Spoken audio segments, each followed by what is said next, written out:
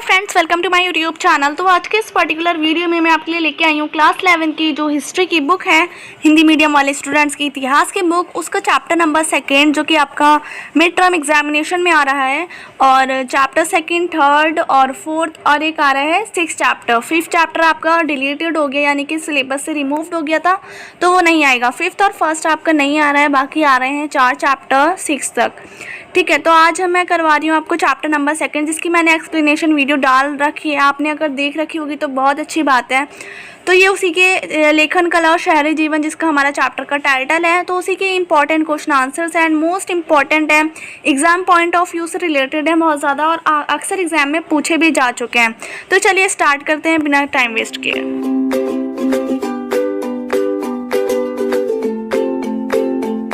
तो चलिए स्टार्ट करते हैं एमसीक्यू से। तो हमारा जो क्वेश्चन नंबर 1 है, यहाँ पर ऊपर लिखा हुआ भी है बहुविकल्पीय प्रश्न। तो हम ये जो है एमसीक्यूज़ हैं, कुछ एमसीक्यूज़ हैं, 9 हैं टोटल, इसको पढ़ते हैं। फिर हम आएंगे शॉर्ट क्वेश्चंस पे, जो कि 1 मार्क्स वाले होते हैं। ठीक है, 1 और 2 मार्क्स में जो पूछ ले जाते हैं। और ये एमसीक्यूज़ भी अक्सर एग्जाम में जो है इससे रिलेटेड ही आ जाते हैं, और शायद ये भी आ सके। एग्जाम पॉइंट ऑफ व्यू से मोस्ट इंपॉर्टेंट है, और मैं सबके आपको आंसर्स भी बताऊँगी, हर एक क्वेश्चन का समझाऊँगी, एक्सप्लेन भी करूँगी। और अगर जिन बच्चों ने चैप्टर को पढ़ रखा होगा पहले से, तो उनके लिए तो बहुत ही अच्छी बात है, उनको अच्छे से समझ भी आएगा। तो चलिए स्टार्ट करते हैं। हमारा क्वेश्चन नंबर 1 जो एमसीक्यू का, उसमें है मेसोपोटामिया की सभ्यता की निम्न में से कौन सी विशेषता है। तो इस चैप्टर में हमें, जो चैप्टर नंबर 2 है, इस चैप्टर में हमें मेसोपोटामिया की सभ्यता के बारे में पढ़ना था। और जो आपका 12th में चैप्टर आएगा उसमें हम पढ़ेंगे हड़प्पा सभ्यता के बारे में। तो इस चैप्टर में तो आपका मेसोपोटामिया की सभ्यता था, जो कि विश्व की सबसे बड़ी सभ्यता मानी जाती थी। फिर उसके बाद हड़प्पा सभ्यता आई थी। फिर मेसोपोटामिया का जो नाम था वो ख़त्म हो गया था। फिर उसकी सबसे प्राचीन सभ्यता हड़प्पा सभ्यता को माना गया था। लेकिन अभी वो तो आप 12th में पढ़ेंगे, बट अभी आपको 11th का ये पढ़ना है, मेसोपोटामिया सभ्यता का। तो जिन लोगों ने पढ़ रखा है बहुत अच्छी बात है, उनके लिए बहुत ही ईजी होगा। तो यहाँ पर हमारा क्वेश्चन में मेसोपोटामिया की सभ्यता की निम्न में से कौन सी विशेषता है। तो शहरी या फिर नगरीय सभ्यता है, लेखन कला का विकास है, सुदूर देशों का व्यापार है, या फिर उपरोक्त सभी हैं। तो इसका जो करेक्ट आंसर है वो है खा, लेखन कला का जो विकास है वो मेसोपोटामिया की सभ्यता की विशेषता है। ठीक है, करेक्ट आंसर है खा। अब सेकेंड है, वॉर का शीर्ष कहाँ से प्राप्त हुआ। तो हमारा जो वॉर का शीर्ष है, ये क्या था। अगर आपने चैप्टर पढ़ रखा होगा आपको पता होगा। देखो, एक स्त्री का शीर्ष मिला था, कहाँ पर मिला था वही हमें बताना है। तो उरूक नगर इसका करेक्ट आंसर है। उसमें जो ऑप्शन दे रखे हैं उर, मारी, उरूक और बेबीलोन, तो इसका करेक्ट आंसर है उरूक। उरूक नगर में जो एक स्त्री का शीर्ष मिला था, जो कि सफ़ेद संगमरमर से तराश कर बनाया गया था, और जिसका नाम था वॉर का शीर्ष। ये आपको याद रखना पड़ेगा, और ये शायद एग्जाम में आपसे पूछ लिया भी जाए। ठीक है, ये इंपॉर्टेंट है। वॉर का शीर्ष कहाँ से मिला था, उरूक नगर से। तो इसका करेक्ट आंसर है खा, उरूक। अब थर्ड है हमारा, एनमर्कर किस शहर का शासक था। शासक किसे कहते हैं, राजा को, किंग। तो एनमर्कर जो था वो नाम था किसी किंग का, राजा का। तो वो किस शहर का राजा था।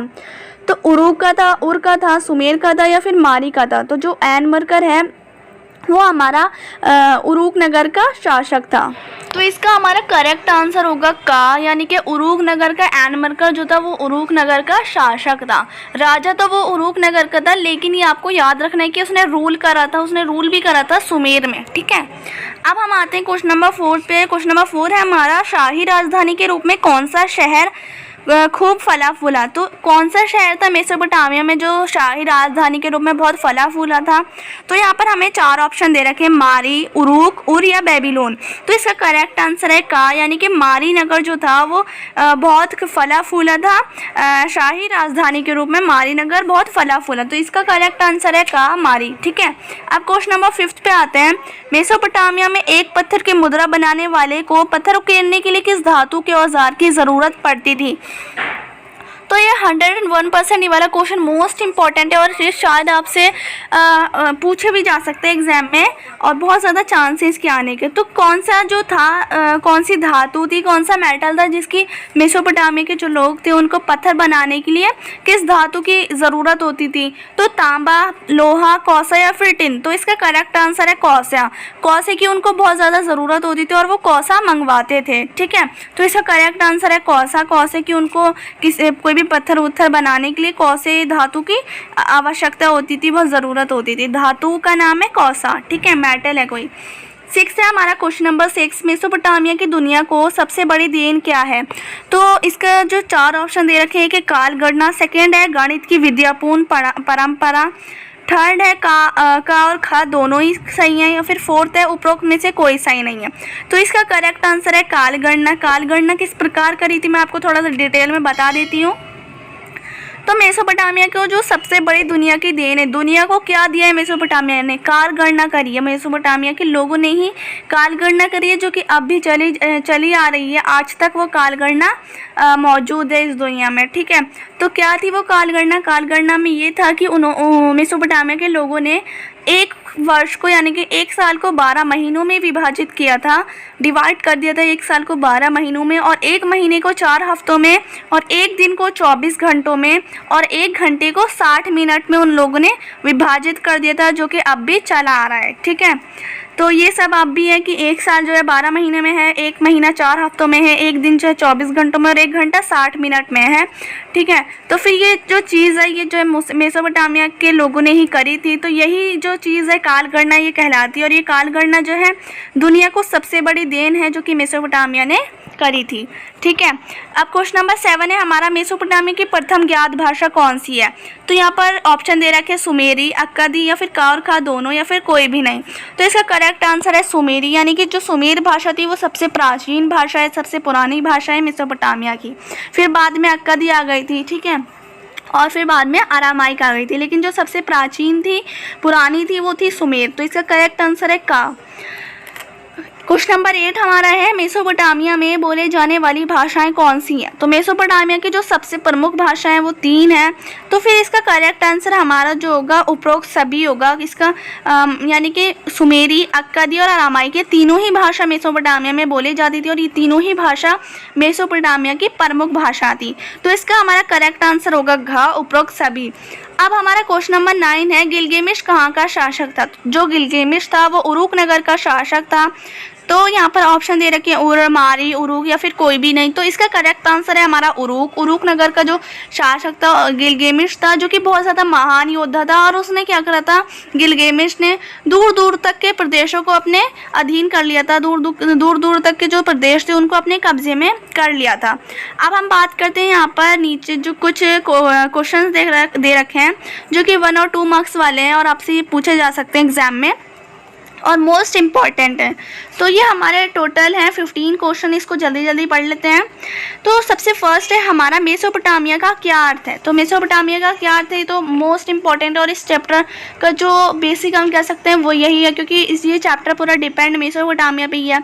तो इसका क्या अर्थ है, क्या मीनिंग है। तो ये जो मेसोपोटामिया शब्द है ये यूनानी भाषा के 2 शब्द, मेसोस जिसका अर्थ होता है मध्य यानी कि बीच का, और पोटेमोस जिसका मतलब होता है नदी, मध्य नदी से मिलकर बना है ये, और ये यूनानी भाषा का शब्द है।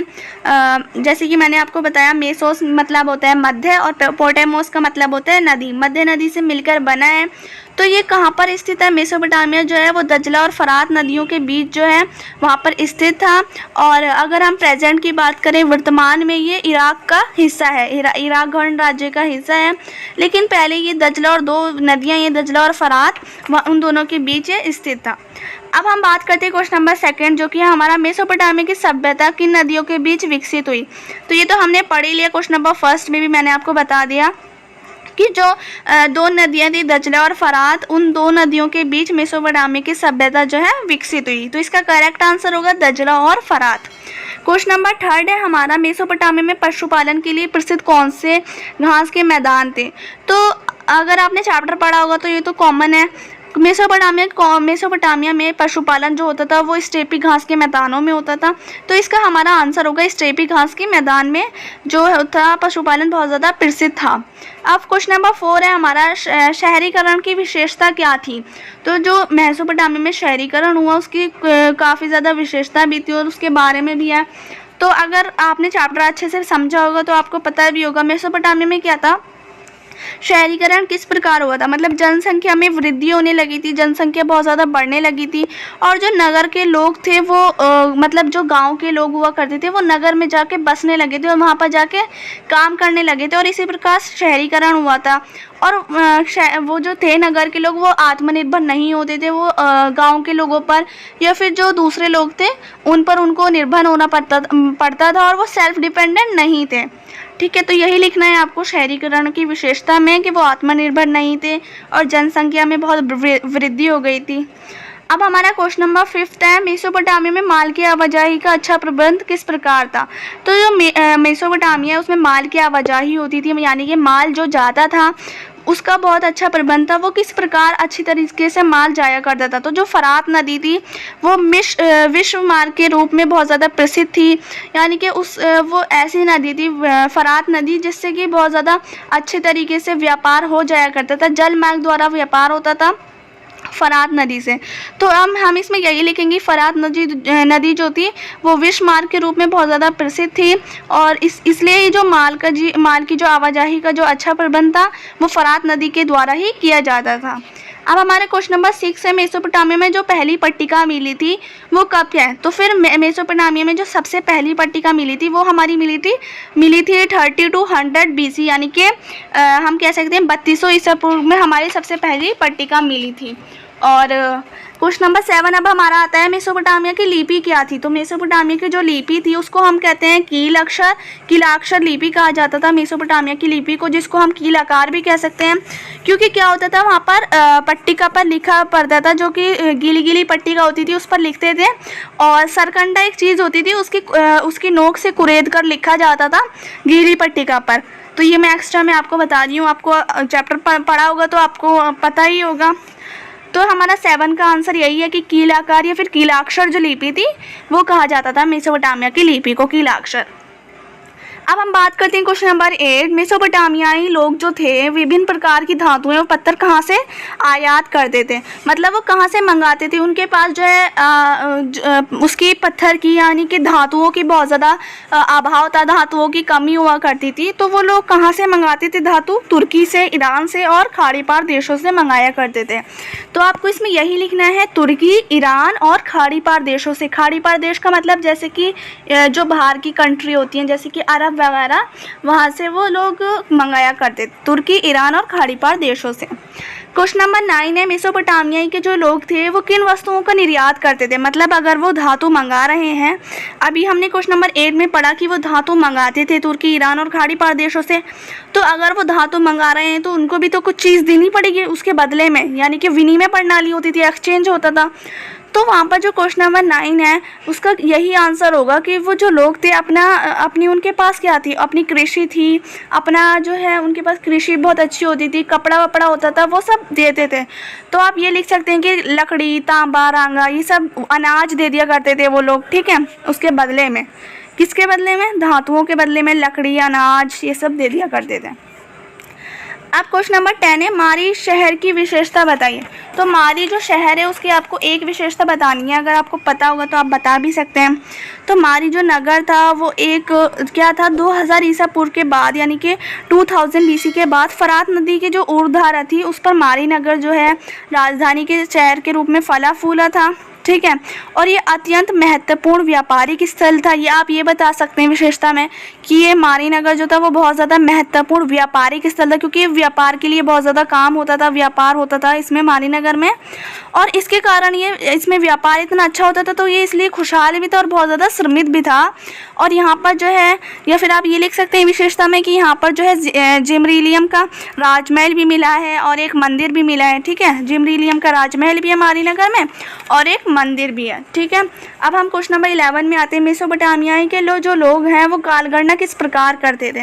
जैसे कि मैंने आपको MCQ में भी बताया था शायद, एक वर्ष को उन्होंने 12 महीनों में कर दिया था, एक महीने को 4 हफ्तों में, एक दिन को 24 घंटों में और एक घंटे को 60 मिनट में वो डिवाइड करते थे। विभाजन उन लोगों ने किया था जो कि आज भी चला आ रहा है। तो यही है कि मेसोपोटामिया के लोग जो कालगणना ऐसे ही करते थे, ये तो कॉमन सा आप लिख भी सकते हैं, जो कि आज भी चला आ रहा है। गिलगेमिश कौन था, अब आपको ये बताना है गिलगेमिश कौन था। गिलगेमिश जो था वो उरुक नगर का शासक था, जो कि बहुत ज़्यादा महान योद्धा था, ठीक है, उरुक नगर का शासक था।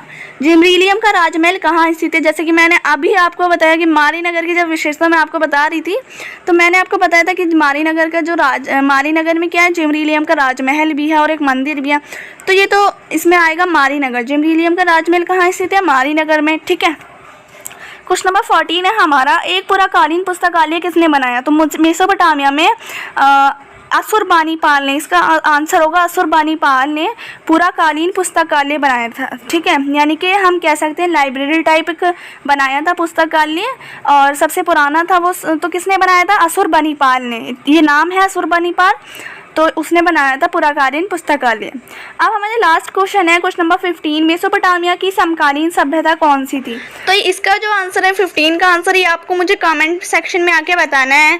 एंड मैंने 14 तक आपको सबके आंसर्स बताए। आई होप आपको सब अच्छे से समझ आया हो। तो यहाँ पर हमारी वीडियो ख़त्म होती है एंड एक आंसर आपको मुझे खुद बताना है, मेसोपोटामिया की समकालीन सभ्यता कौन सी थी। अगर आपको नहीं पता तो आप मुझे कमेंट सेक्शन में आके अपना जो भी आपको पता है, डाउट है, तो आप वो मुझसे क्लियर कर सकते हैं। एंड आई होप आपको इससे बहुत ज़्यादा बेनिफिट मिला हो इन क्वेश्चन से। एंड ये मोस्ट इंपॉर्टेंट क्वेश्चन आंसर्स हैं और आई होप आपको समझ भी आए हो। सो यहाँ पर हमारी वीडियो खत्म होती है। If you like the video then please share and don't forget to subscribe my channel. And अगर आपको वीडियो से थोड़ा सा भी बेनिफिट मिला तो प्लीज़ लाइक करिए। एंड कोई भी डाउट है तो फिर कमेंट सेक्शन में आके अपना डाउट क्लियर करिए। तो मिलते हैं नेक्स्ट वीडियो में। Take care and bye bye.